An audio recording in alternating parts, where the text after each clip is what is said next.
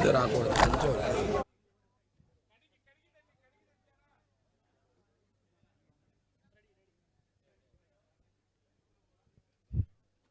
హర నమ పార్వతీపతయే హర హర మహాదేవ. అనేక స్తుత శస్త్రములు ప్రాతకాలం నుంచి పూర్వం చెప్పుకున్నాం. సామవేదంతో స్తోత్రం చేస్తే ఋగ్వేద సూక్తములతో ఆ దేవతలను ఆహ్వానం చేస్తారు. విశేషించి ఈ తృతీయ శవనంలో ఇప్పుడు చెప్పింది వైశ్వదేవ శస్త్రము, అంటే సకల దేవతలకు సంబంధించినటువంటి శస్త్రం అన్నమాట. అంటే మనం ఆ దేవతని ఆరాధించామా ఈ దేవతను ఆరాధించామా అనేవి కాకుండా ఇప్పటి వరకు వారినే కాక ఇక మిగిలిన సకల దేవతల్ని కూడా ఆహ్వానం చేయటం, దాంట్లో నిమిత్తులు అనేటువంటివి చాలా గొప్పదైనటువంటి శస్త్రం. అంటే విశ్వే దేవతలకు సంబంధించినటువంటి శస్త్రం ఇది. ఆ శస్త్రం అంతా అయిపోయిన తర్వాత హోమం చేసేటువంటి మంత్రం ఏ దేవా దివ్యేకాదశస్థ పృథివ్యా మధ్యేకాదశస్థాప్సుషదో మహినైకాదశస్థతే దేవా ఏ దేవా కాదు విశ్వే దేవా శృణుతే మగుహవం మే ఏ అంతరిక్షేయ ఉపజ్యవిష్ఠా ఏ అగ్నిజిహ్వా ఉత వాయజత్రా ఆసజ్యాస్మిన్ బర్హిషి మాదయిత్వం. అంటే నేను మీ అందరినీ కూడా ఆహ్వానం చేశాను.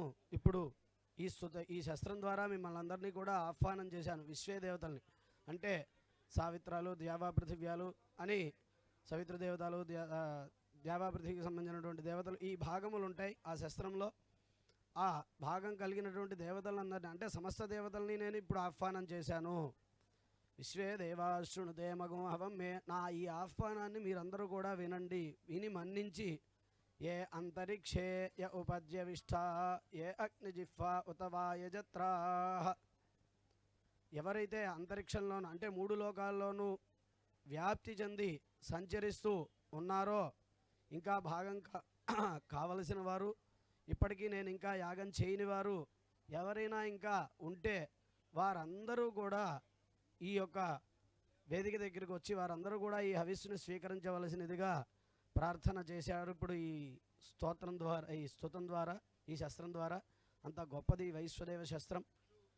ఆ తర్వాత ఇప్పుడు సౌమ్య చెరువు, ఇది కేవలం పితృదేవతలకు సంబంధించినటువంటి యాగం. మనం ఎప్పుడు కూడా హవ్య కవ్యములు అంటాం, దేవతల్ని మర్చిపోకూడదు, అందులోనూ పితృదేవతల్ని అసలు మర్చిపోకూడదు. కాబట్టి ఎటువంటి కార్యక్రమం చేసినా కూడా పితృదేవతలకి భాగం ఇవ్వడం అనేది మన యొక్క విధి. శాస్త్రం అలా లేకుండా ఏ కార్యక్రమం చెప్పదు. వివాహాదుల్లో కానీ ఉపనయనాదుల్లో కానీ మన ఇంట్లో జరిగే కార్యక్రమాల్లో కూడా నాంది అనేటువంటి ప్రక్రియ ద్వారా పితృదేవతలను మనం ఎప్పుడూ కూడా ఆరాధన చేస్తూ ఉంటాం. అటువంటి సౌమ్య చెరువు యాగం ఇప్పుడు జరుగుతుంది. ఆ సౌమ్య చెరువు యాగం ద్వారా ప్రత్యేకంగా మనకి ప్రస్తుత కాలమానంలో మాతృదేవోభవ పితృదేవోభవ అని మనం చెప్పుకుంటూ ఉంటాం, కానీ ఆచరణలో చాలా కష్టంగా ఉన్నది. కాబట్టి అటువంటి దోషాలు మనకి చాలా ఉన్నాయి. కాబట్టి అంటే పితృదేవతలకి 96 రోజులు కేటాయింపబడ్డాయి సంవత్సరంలో. మనకి ఆర్థికం పెట్టే రోజే చాలా గగనంగా ఉంది ప్రస్తుత పరిస్థితుల్లో. కాబట్టి పితృదోషాలు అనేవి మీకు మాకు అని కాదు, ప్రతి వారికి కూడా పితృదోషాలు అనేవి ఈ సమాజంలో ఈ రోజుల్లో ఉన్నాయి. కాబట్టి అటువంటి పితృదోషాలు తొలగి అంటే సంతానం మనకు వంశవృద్ధికి ప్రధానంగా ఆ యొక్క పితృదోషాలు అడ్డం పడతాయి. పితృ అనుగ్రహం లేకపోతే వంశవృద్ధి ఉండదు. అలాగే శుభశోభన పరంపర కూడా దేవతల కంటే కూడా ఎక్కువగా పితృదేవతల అనుగ్రహం ఉంటేనే మనకు అవి కలుగుతాయి. కాబట్టి అటువంటి పితృదోషాలన్నీ కూడా తొలగుతాయి. ఇప్పుడు అటు పితృయాగం జరుగుతుంది. ఆ తర్వాత వారికి అందించినటువంటి హవిర్భాగ ప్రసాదం అందరికీ అందజేస్తారు.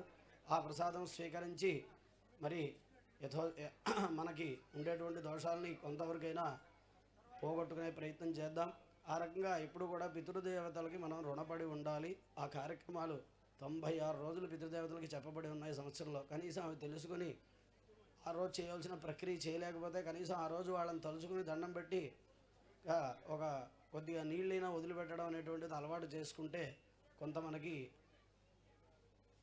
మన యొక్క జీవితాలకి అభివృద్ధి, అలాగే మన యొక్క కోరికలు ఇవన్నీ కూడా నెరవేరడానికి మన వంశవృద్ధికి ఉపకరిస్తాయి. అటువంటి పితృయాగం ఇప్పుడు జరగబోతోంది. ఆ వైశ్వదేవ శస్త్రం అనేటువంటిది చాలా గొప్పది. ఆ తర్వాత ఆగ్నిమారుత శస్త్రం, దానికి ముందుగా యజ్ఞాయజ్ఞ స్తోత్రయమని ఆ ఆగ్నిమారుత శస్త్రమని, అవి కూడా గొప్ప గొప్ప శస్త్రాలు, స్తుత శస్త్రాలు. అక్కడితో ప్రధానమైనటువంటి యజ్ఞ భాగం అంతా కూడా ముగుస్తుంది. ఆ తర్వాత ఉత్తరాంగ ప్రక్రియలు నడుస్తాయి. ఆ తర్వాత అవభృత ప్రక్రియలు నడుస్తాయి. ఇదంతా కూడా ఒక 2-3 గంటల ఉత్తరాంగ ప్రక్రియ జరిగిన తర్వాత అవభృతం అనేటువంటిది వస్తుంది. అందరూ కూడా శ్రద్ధగా ఇక్కడ సన్నిహితంగా ఉన్నవారు సన్నిహితంగా ఉంటూ, అలాగే మాధ్యమాల ద్వారా వీక్షిస్తూ ఉన్నవారు కూడా చక్కగా వీటన్నిటిని కూడా చూస్తూ, ఎందుకంటే కర్త కారయిత చైవ ప్రేరకశ్చ అనుమోదక అన్నట్లు చూసి ఆనందించి దాన్ని అనుభూతి ఆస్వాదించే వారికి కూడా ఆ ఫలం కొంత ఉంటుంది. కాబట్టి అందరూ కూడా ఆ రకంగా ఆస్వాదన చేస్తూ భక్తి శ్రద్ధలతో ఈ కార్యక్రమాలను తిలగిస్తూ, అందరూ కావాలి, అందరం బాగుండాలి, అందరిలో మనం ఉండాలి.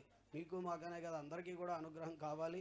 కాబట్టి అందరం కూడా అనుగ్రహం పొందుదాం. హర నమ పార్వతీపదే, హర హర మహాదేవ. ప్రాచీన వీధి